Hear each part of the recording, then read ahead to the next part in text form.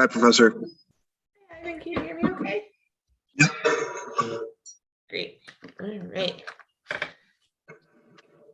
Stream, everything looks all set. So let's get rolling. So hello, good morning, everybody. Whether you're in Marcus or joining us in the live stream, welcome back. Couple quick announcements. So as you know, we just had our chapter 4 quiz this week.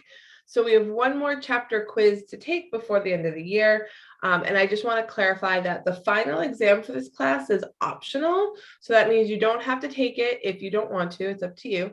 But it will be offered during the time period that you see on your Spire schedule, but it will be through Moodle. So I will send a more detailed follow-up about that next week.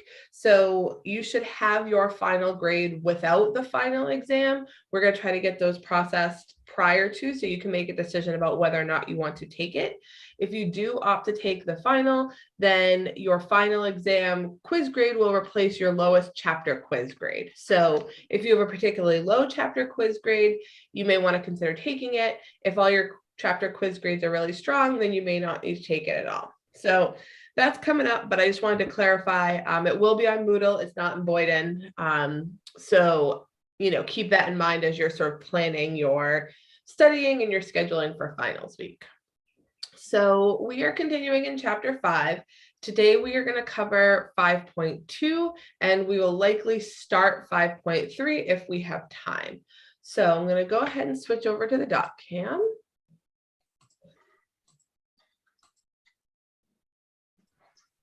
Okay.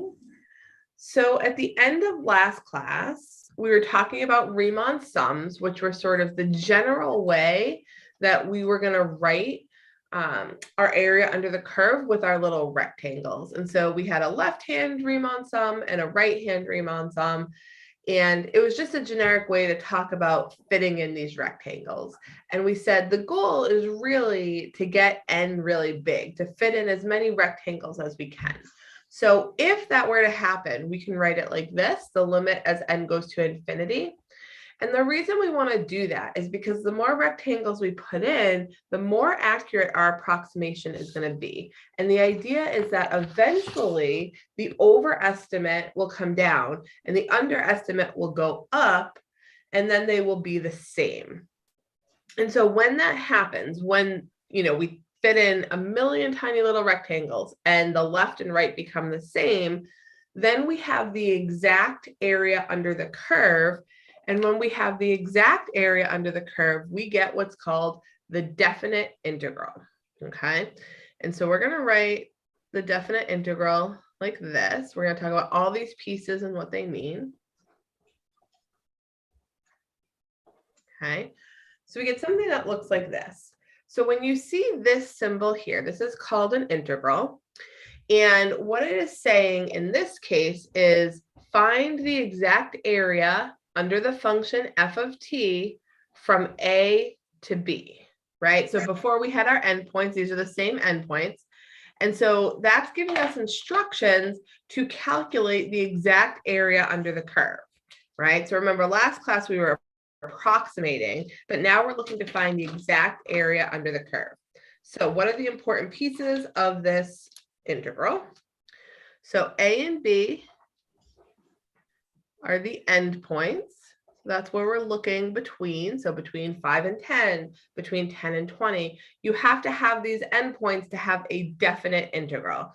If you take Math 128, you will find out more about what's called the indefinite integral that doesn't have endpoints, but that represents something different, okay? So f of t is the function that we are looking underneath. So we looked at linear and constant functions last time. Our function. And then probably the most confusing part of this, we have what's called the integrand, which is this symbol, and the dt, which is this symbol, and these are operators. So what does that mean? So those are telling us what to do.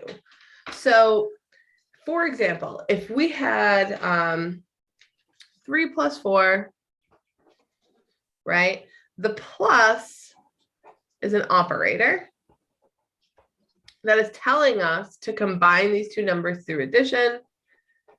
And then we would say that that equals 7, right? So once we've set it equals 7, you don't say where did the plus go, right? Because it's something that we did. And once we finish it, it disappears. That's what happens here. This says, find the area under the curve between A and B for this function where the variable is t. So this dt, this is always going to match the variable in the function. So if the function is f of x, this will be dx. If it's f of q, this will be dq. And the reason that we need that is because if you keep taking more math classes, you can find areas that are much more complicated with multiple variables, and then the order becomes important. So we need to have this part of the operator. These are like bookends that are telling us where to look. Okay, so what does this all mean? How do we do it? How do we put it all together, right? So we know how to approximate area under a curve from last class. But if we want to find the exact area under a curve, we are going to rely on a computer or a calculator for right now to help us find this area. So we're going to do this one together so that we can see how this works. So if t is in hours of a 20-hour period, the rate at which bacteria population is growing is given by f of t equals 3 plus 0.1 t squared. Find the total change in bacteria over this period. So when you see the word total change, that is an indicator that we are in chapter 5, that we are using the derivative to talk about the original function. So that means we want to find the area under the curve for this function between 0 and 20. How do I know it's 20? It's a 20-hour period, right? So from 0 to 20, here's our function. We want to know the area under this curve because that'll tell us how much the original function changes. Now, the solution here, there was a misprint, is 327. But the question is really, how do we get to that solution? So I'm going to show you on my calculator how this works. Depending on what type of calculator you have, the syntax may be a little bit different. And so I'll talk about that as well. So if you have a TI 84 or an 89, even an 83, like the first step is to find the math button, the one that says math. And then we're going to go down to number 9. So you can actually just hit the number 9, or you can scroll down. And what you see is it says FNINT, which is function integrate. And this is what we're doing. We're integrating our function. So if you scroll down, then you'll hit enter. Now, you'll either see something that looks like this, or you may see something that just says FNINT. Okay, so I'm going to do it if your calculator looks like this first, and then I'll come back and tell you the syntax for this one.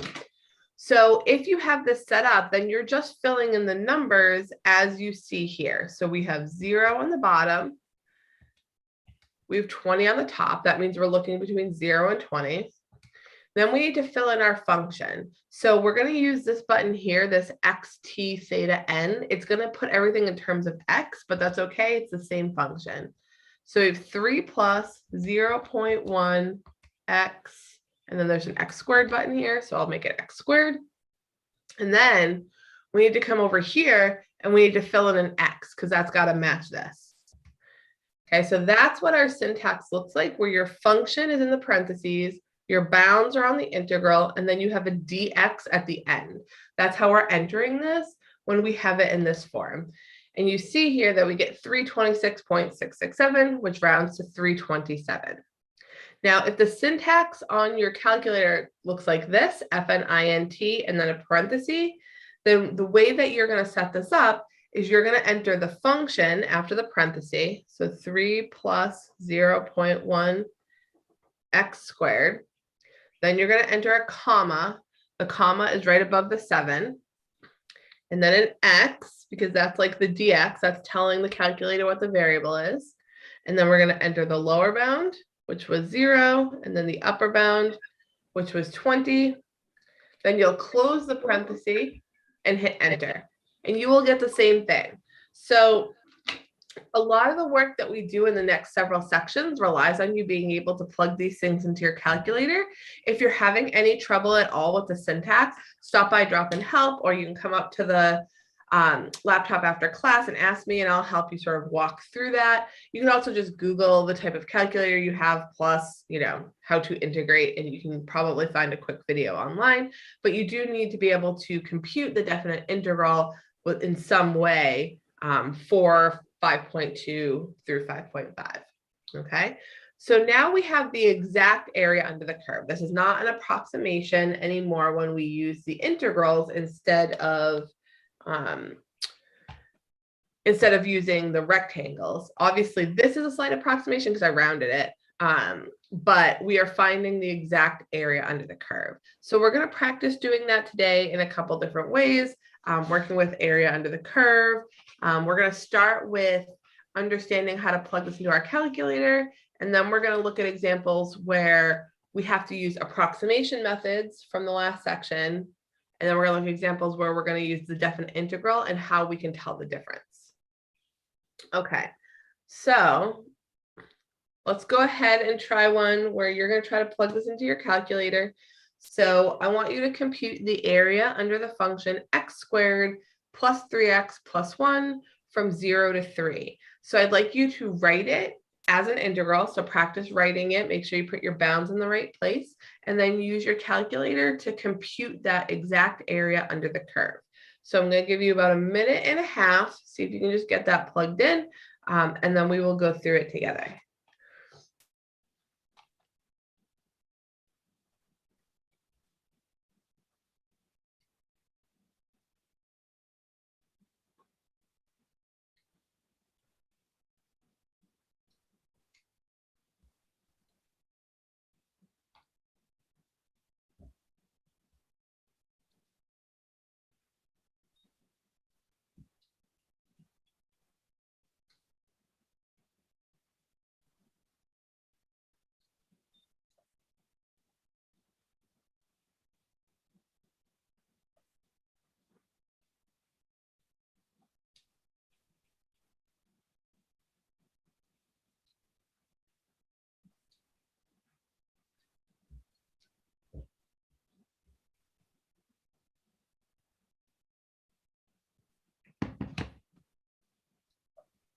Okay, take about 30 more seconds.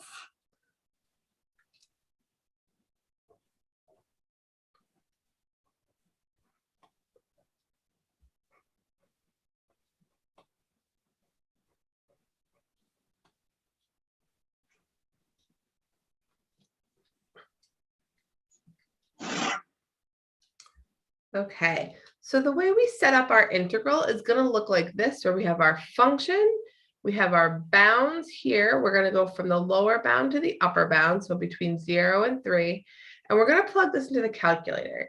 I drew a graph so you could see exactly what we're approximating. I'm just going to show you. So this is the function. This is the x squared plus 3x plus 1 function. And we are finding the area under the curve from 0 to 3. So you can also do this through a graph. You can Google it if you're interested, but I want to show you a picture because you can see that this is curved and we're getting this exact area under the curve. So when we put that into our calculator, we're going to get 25.5. So the exact area under the curve is 25.5. And again, that tells us how much the original function changes from 0 to 3. Okay, so one of the things that we have to be really careful about is sometimes we see integrals used with questions about approximation, and sometimes we see integrals used to find exact area under the curve. And so we have to be able to distinguish when we're plugging it into a calculator versus when we are just using information from the integral to help us with the problem that we're working on. So I'm going to give you two examples of times that we are not going to plug things into the calculator. And one of the key ways you kind of know that you're not plugging into the calculator is that you don't have a function, right? So like you have a table or you have a graph or something like that. You don't have an actual algebraic function to work with. So here the example says, values for a function f of t are given in the table below. Estimate the integral from 10 to 20 f of t dt. So first I want to point out that the problem asks you to estimate. That's another word for approximate. So that's sort of a key sort of word here that tells us that we're not actually plugging anything to our calculator here. So then why do we have the integral, right? So this is giving us information about the bounds, like where we want to look. So this is asking us to figure out the area from 10 to 20, which means that we are looking at the values up here from 10 to 20, and we are not going to be including values at 0 and 5. So that means we're going to be doing a left-hand approximation, a right-hand approximation, and a best estimation just for this part of the table. Okay, so I'd like you to do that. That's what we were doing last class. So if you need to look back in your notes, that's totally fine. But we need to do a left-hand estimate, a right-hand estimate, and a best estimate for this second part of the table. Okay, so take 2 minutes, see if you can write that up and figure out what it is, and then we will go through that together.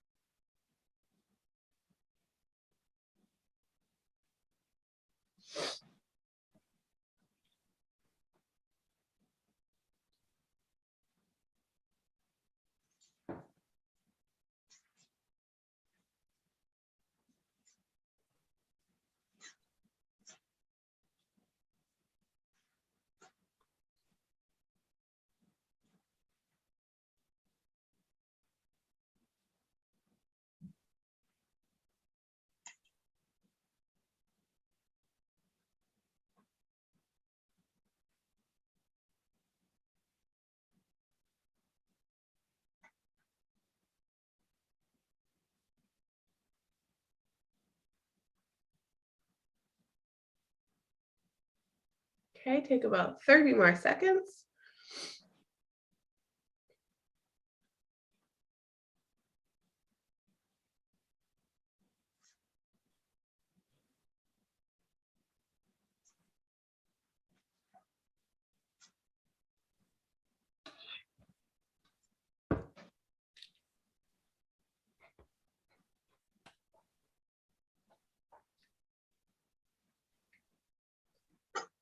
Okay, so remember, when we're approximating, there's some information we need.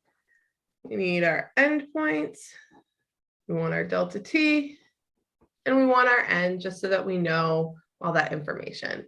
So our starting point was 10, we get that from the integral, and our ending point was going to be 20. We can see here that on the table that we're counting by fives, 10, 15, 20. So that means delta t is going to equal 5. And again, we can use that to find n. We do b minus a, which is 10 divided by 5. So n equals 2. So that means that for each interval of 5 units, we're going to be using either the left or the right to help our approximation. So for the left-hand estimate, from 10 to 15, that's a delta t of 5. And we're going to pick the derivative value that's on the left. So that's 42. Plus, then from 15 to 20, that's a delta t value of 5. We pick the derivative value on the left, which is 51. Right? We don't use the rightmost value when we do a left-hand approximation. So we multiply and then we add, and we get 465 is our left-hand estimate for the area under the curve between 10 and 20. We also want to do a right-hand estimate.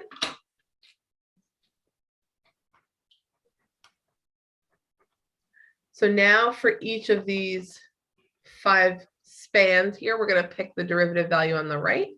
So we have 5 times 51 plus 5 times 60. And we get a right-hand estimate of 555. So if we're not given any further information, if we weren't asked for left or right just to find an estimate, that means we want to find the best estimate. So we're going to average those two numbers together. We get an estimation of 510 for the area under the curve. So again, we see that we had a problem that has an integral in it, but we are not able to actually get the exact area under the curve. So instead, we have to use information from the integral, like the bounds, to then apply what we learned before for our approximation methods. Okay, let's try another. So here we have a graph. The graph of f of t is given below. Use n equals 1 to determine bounds for the integral from 1 to 3 f of t dt. What does that mean, determine bounds? That means an overestimate and an underestimate. Okay, so when we talk about determining bounds for the exact area under the curve, we want to know what it has to live between the two values. So that's the underestimate and the overestimate. So think about how we did this type of problem last time. We did one with n equals 2. Here we're going to do one with n equals 1. Again, we're interested in what's happening between 1 and 3. So we need a left hand and a right hand approximation. So see if you can put this all together using what we talked about last time and what we're talking about this time to come up with those approximations. So I'm going to give you 2 minutes to see if you can sort of work it out. Again, it is just a general approximation, so just do the best you can, and then we'll go through it together.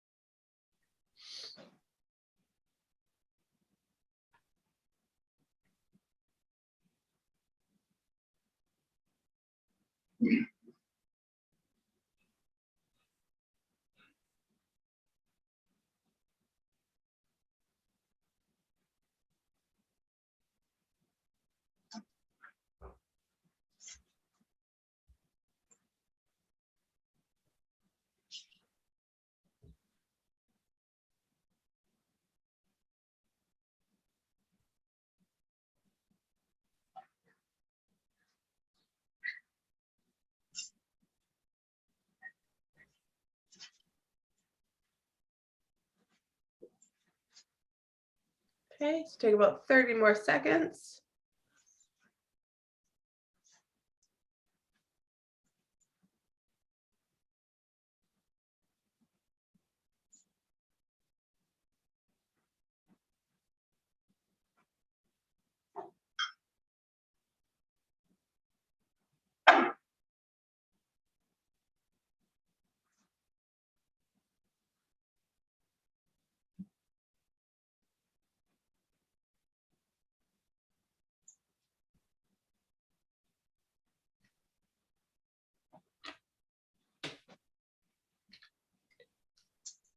Okay.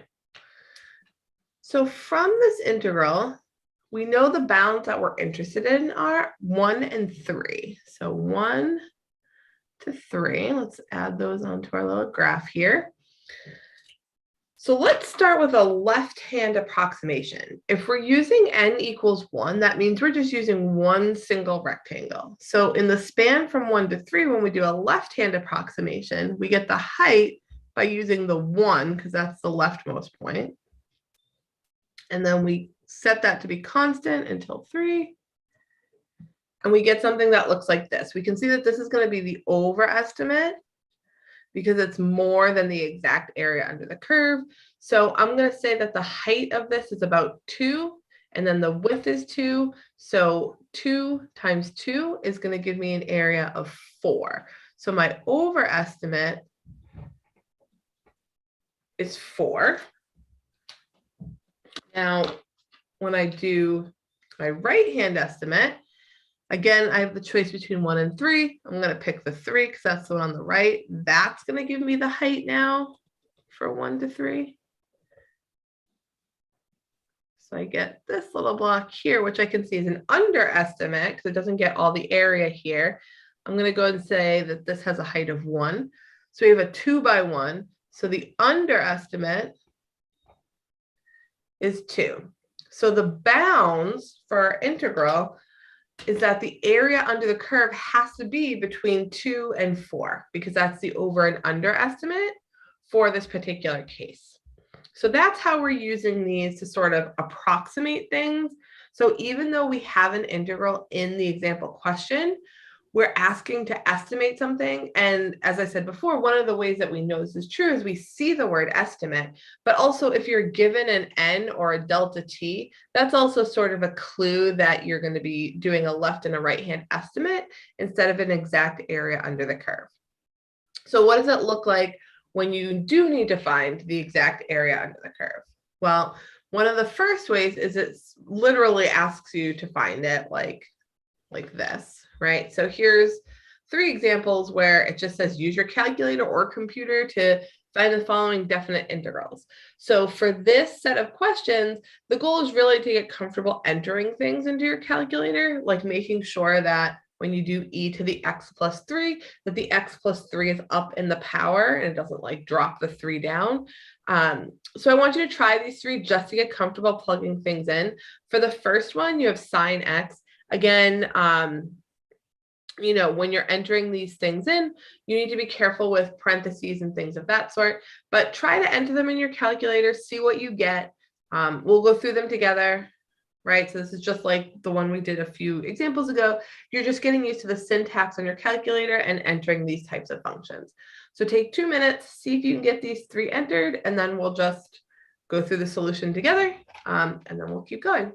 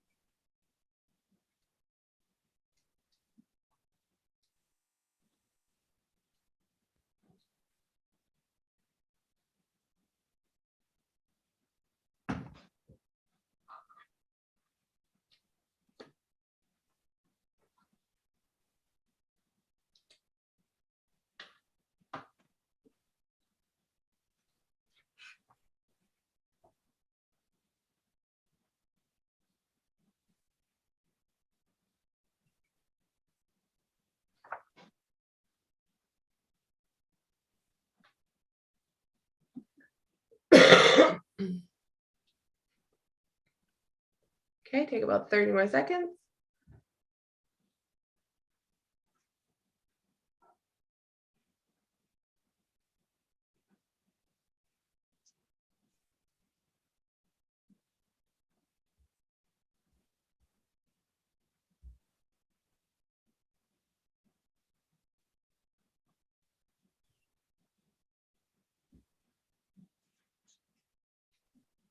Okay, so I'm going to try to show you the syntax. See if I can get these both on at the same time. Oh, that's interesting. So here you can see the integral from 1 to 3 sine x dx. I get approximately 1.53. And then I also put in the e to the x plus 3, and I get 3.4 or 348.83 for those first 2. So that's just generally what they look like. So we have 1.53. This one was 348.83. And this one was 2.159. So getting these numbers as definite integrals is just one step of the sort of big picture. We want to be able to set up our integrals appropriately and then interpret the answer in terms of whatever the scenario is that we are looking at. So the next examples are going to help us sort of understand what this might look like in the context of the work that you do as scientists or as business people, things like that. So example 5. So it's important for pharmaceutical companies to test the characteristics of drugs they design, right? We got to make sure they're safe and effective, all that stuff. The strength of a drug is given by R of M, where M measures the dosage in the amount of medicine absorbed in the blood. Suppose an experimental drug changes a patient's temperature at this particular rate, so 3m squared over m cubed plus 1 degrees per milligram of the drug. And I'm going to write this a little bit bigger above it, just because I think it's a little bit small, just so we can see the function. Find the total change in temperature resulting from the first 4 milligrams of the drug. So as a reminder, this is the rate at which the temperature will change based on the milligrams of the drug. And we want to know the total change in temperature over the first 4 milligrams of the drug. So we are trying to talk about the original function, but the information we have is about the derivative. So this is exactly what we're looking for in terms of clues that we need to integrate. So there's 2 things I want you to do. I want you to try to set up the integral based on the information we have that we need to compute. And then I want you to use your calculator to compute what that value is going to be. Okay, so I'll give you 2 minutes. See if you can get that set up, and then we will go through it together.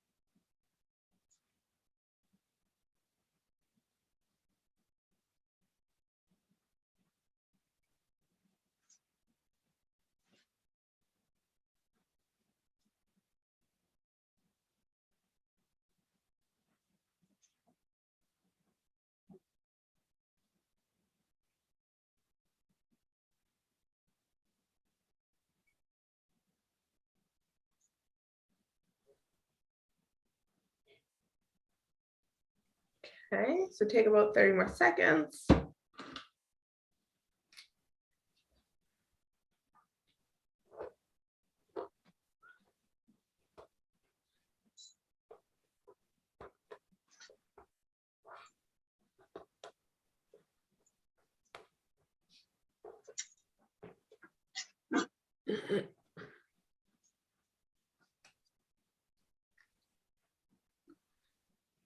Okay, so when we set up an integral, we need to use the variables that are given to us, which is different than when we compute the integral.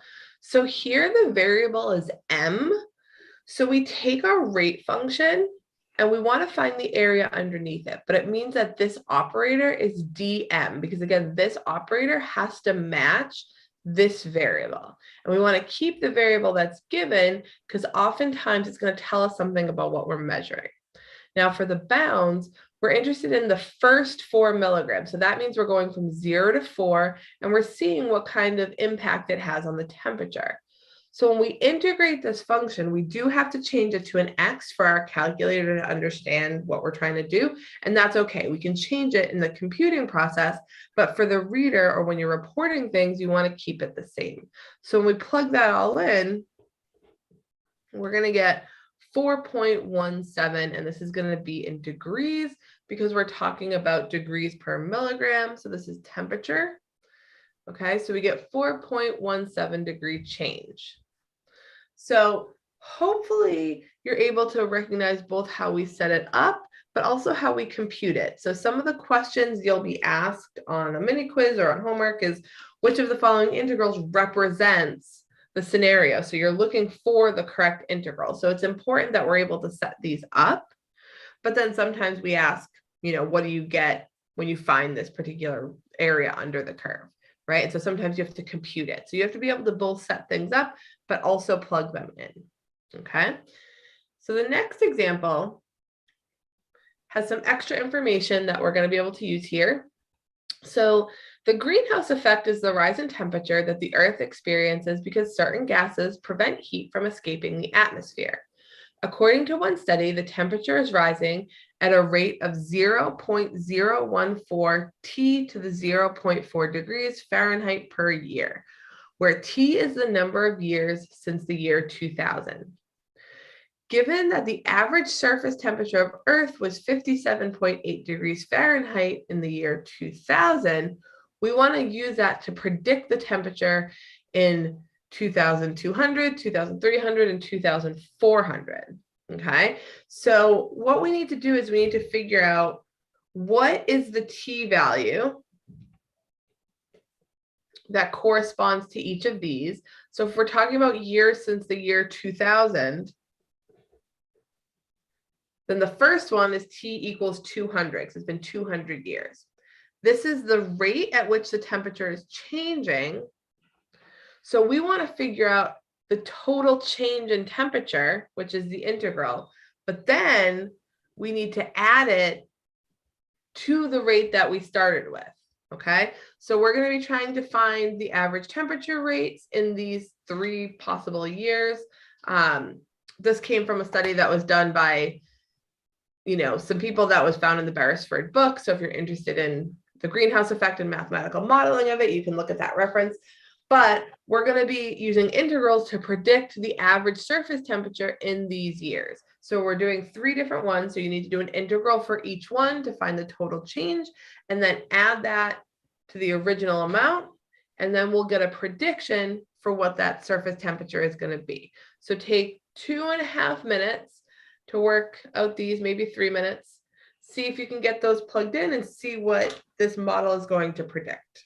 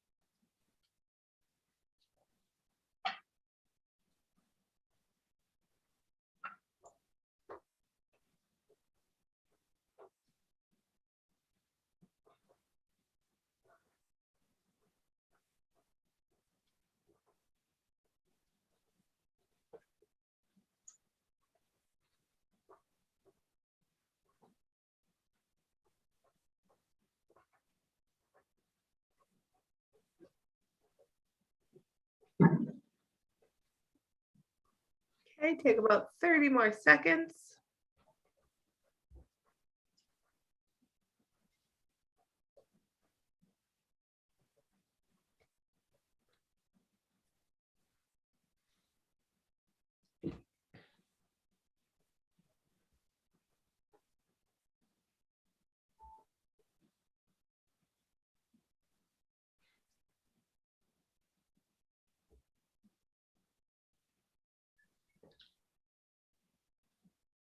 Okay, so for each prediction, we're using the same predicting model, predicting function here, because that's how much the rate is rising at the current time that we were measuring it, right? So scientists were able to determine a function of how quickly the temperature was changing. This is what they came up with in the year 2000. And so we were then able to use that to make predictions about what's happening later. So the function for all of these is going to be the same. What's different is how long we're predicting, right? So for the first one, we want to know what the temperature is going to be 200 years from now. For part B, it's 300 years from the year 2000. And for part C, 400 years from the year 2000, right? So now we're going to plug each of these into the calculator to see how much the temperature is going to change over that particular period of time. So when you plug in this first one, you're going to get 16.65. For the second one, you're going to get 29.37. And for the last one, you'll get 43.94. But that is the change. That's how much the temperature is going to change over that period of time. So if we're trying to predict the temperature for each of these, we need to add on the original temperature that we're adding it to, which was 57.8 degrees was the average surface temperature in the year 2000. So we need to start with that average temperature and add on how much we changed over that period of time. And that will give us our prediction. So when we add that on, we are going to get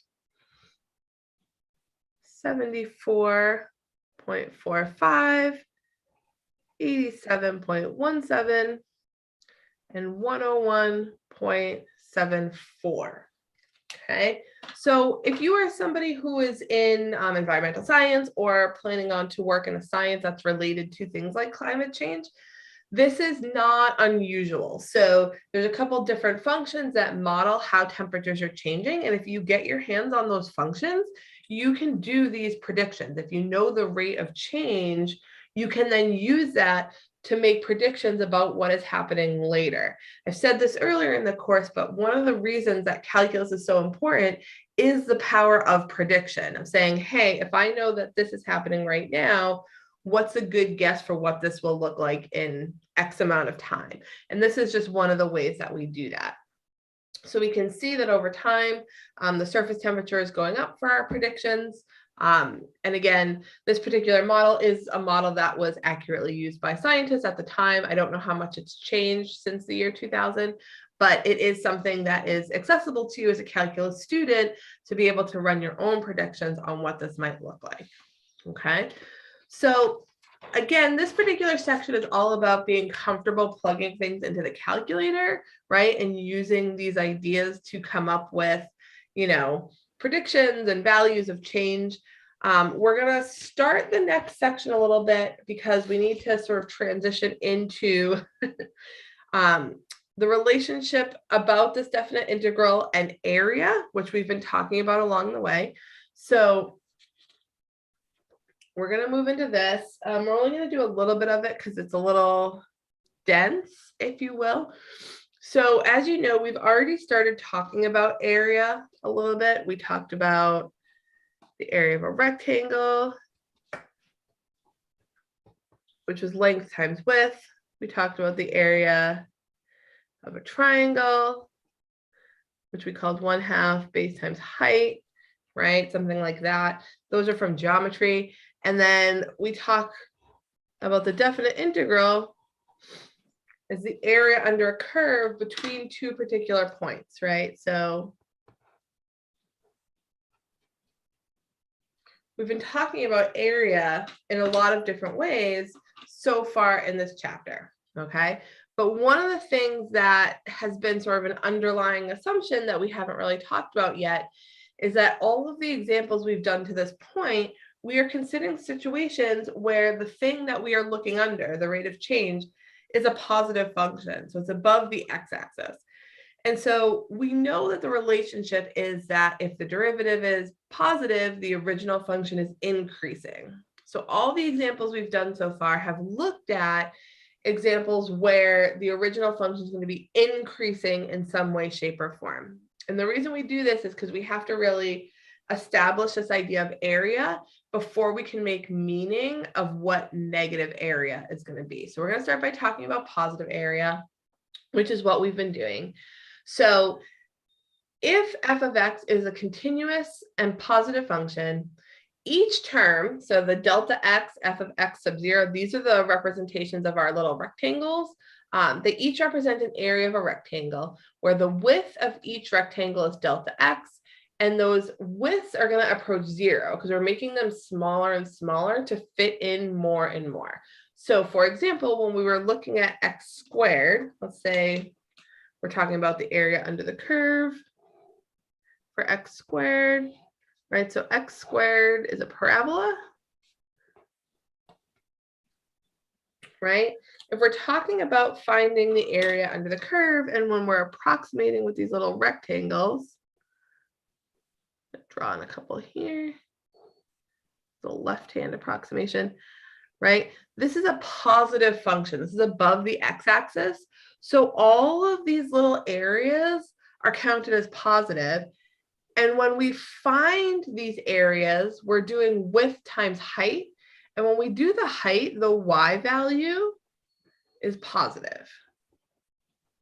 So we don't have to make any adjustments in our thinking about how area works because everything still sort of fits in with the parameters of how area works, right? Because the y values are positive, so we're getting positive areas.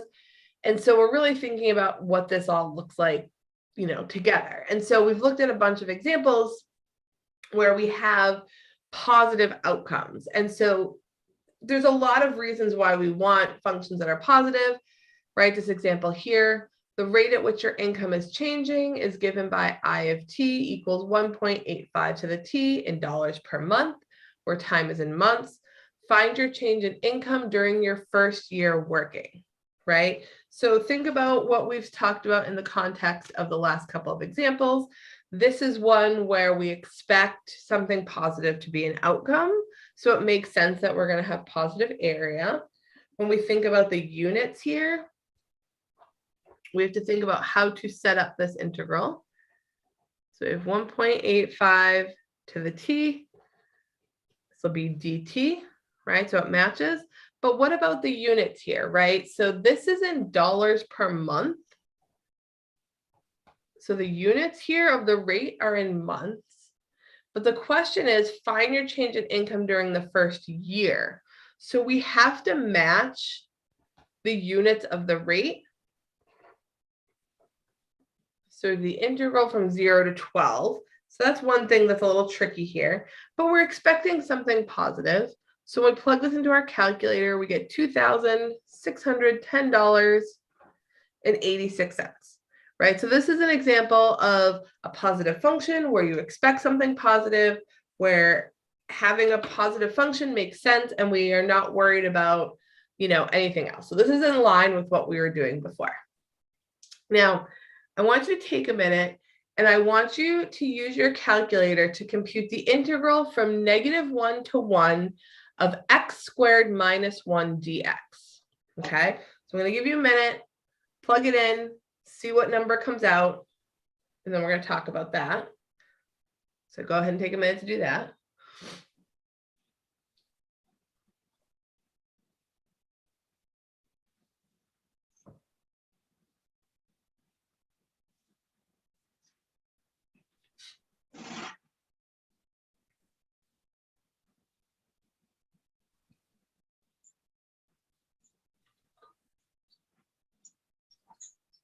Okay. So when we plug this into the calculator, we get -1.333333, right? So now for the first time, we're getting something negative. Now, in the big picture of things, this makes sense because when you have a derivative function and it is negative, that tells you that the original function is decreasing, right? Everything we've looked at so far has been positive where the original function is increasing, but we need a way to account for when the original function is decreasing. Now, when you graph this,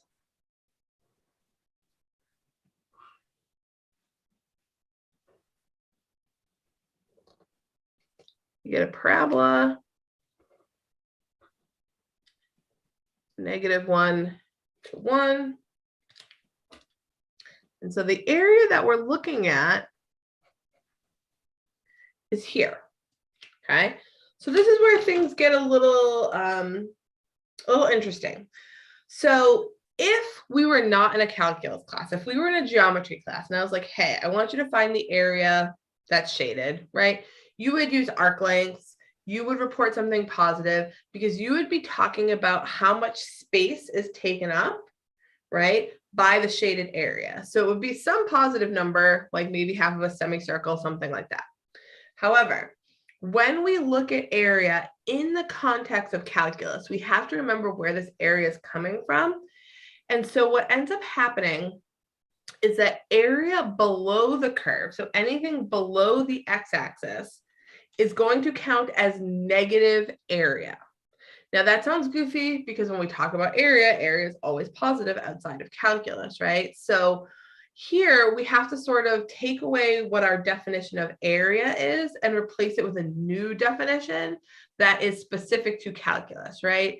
So instead of how much space it takes up, I want to remind you about how we were approximating these areas, right? So we have these little rectangles that we're using to approximate.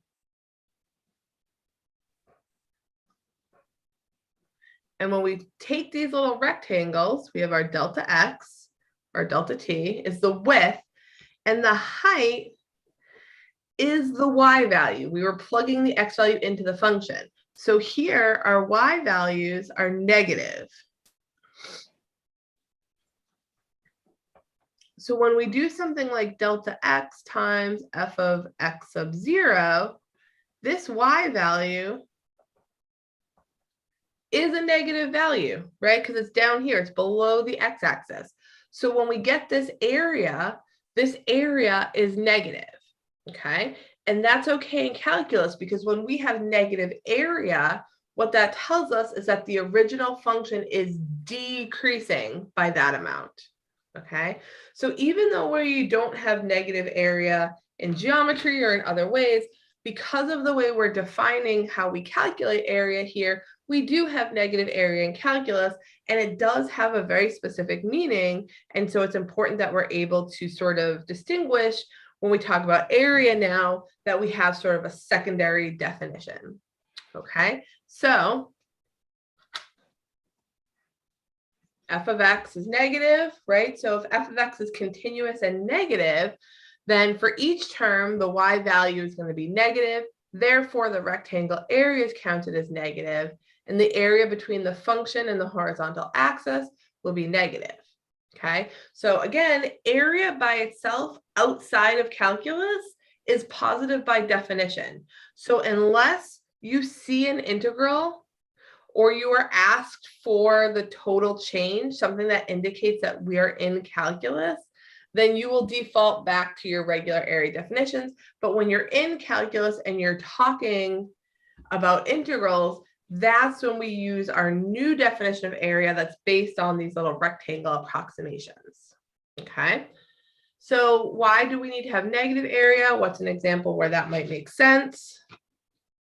Let's look at this example here. Sorry, there was a typo. The average daily temperature from October 1st to January 1st is declining at a rate of f of t equals negative 0.9 to the t degrees Fahrenheit per day. So we know that here the temperature gets colder and colder between October and January. There are roughly 92 days between October 1st and January 1st. Determine the change in temperature over this time period. Okay, so I want you to take what you know about integrals. I want you to take what you know now about the fact that we can have negative area and take a minute and a half, 2 minutes to see if you can calculate the total change in temperature over this time period based on the information you have here. Okay, so take 2 minutes and then we'll go through it together.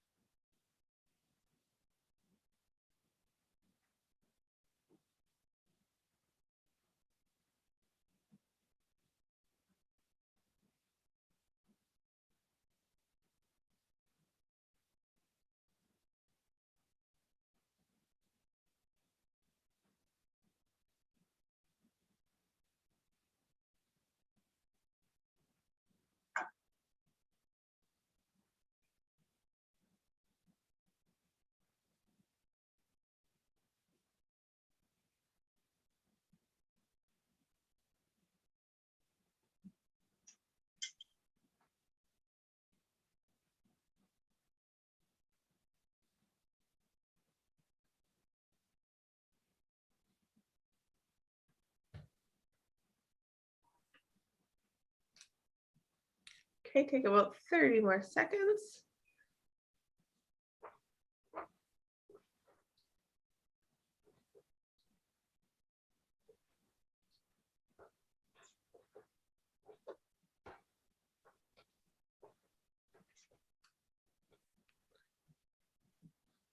Okay, so we look at our rate. We have negative 0.9 T degrees Fahrenheit per day is what we're losing, right? So degrees per day. And then we are told that there's about 92 days between October 1st and January 1st. So the units match, right? Per day, that's in days. So we want to know how much it changes over this particular time period. So if we integrate our rate function over this time period and we plug it in, we get negative 9.49 degrees is how much we change. Okay, so again, this was talking about degrees per day. And when we find the area under the curve, it tells us how much the original function changes. So the original function change is about temperature, right? So we know that this has to just be in degrees. So we know here that this makes sense that that's going to be negative because the temperature is decreasing from October to January. So this is just sort of to highlight that there are definitely times where negative functions make sense because we need the original function to decrease. There's just as many examples of functions that increase as functions that decrease. Okay, so it makes sense again because the negative area tells us that the function is decreasing. So when we look at a picture, so given the graph below, we should be able to look at a picture and determine when is the original function increasing and when is it decreasing based on where the areas are.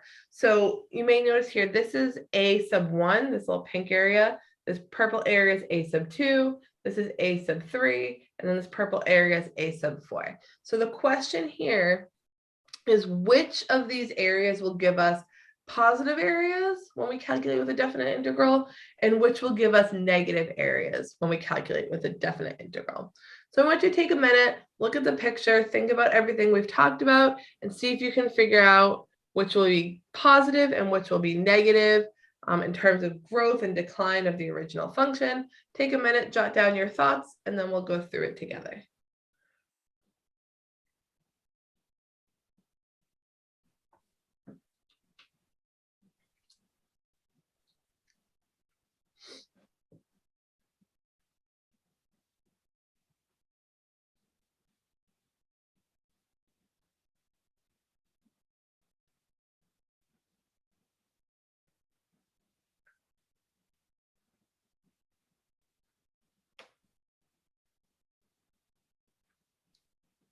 Okay. So what we're really looking for here is what is above and below the x-axis. So this area right here, A1, this is negative area. So the original function is decreasing. whenever this is negative, right? So from here to here, the original function was decreasing. And so we know that we have negative area here. The same thing happens over here for this red area, right? So this is also below the x-axis. So here for A3, we are also declining in the original function because the area is negative. And then up here, we have positive area. So the original is growing or increasing. That's going to happen at A2 because that's area above the x-axis, and also at A4. Okay, so when you're looking at a picture and you are looking at the rate of something and trying to talk about the original, whenever you have area above the x-axis, it's positive. And when you have area below the x-axis, it's negative area. And again, that tells us whether the original function is growing or declining. Okay, so I think we're going to stop here. What we're going to do next time is talk about what if we want to get, like, find out the total change across things that have both positive and negative area. And that's sort of a nuanced conversation. So we'll save that for next class, since we don't need it for this week's quiz. Okay, so try out practicing with your calculator, get really comfortable plugging in definite integrals and thinking about the results in terms of positive, negative, and what that means. And then, yeah, so then we'll pick this up next class. So have a good rest of your day.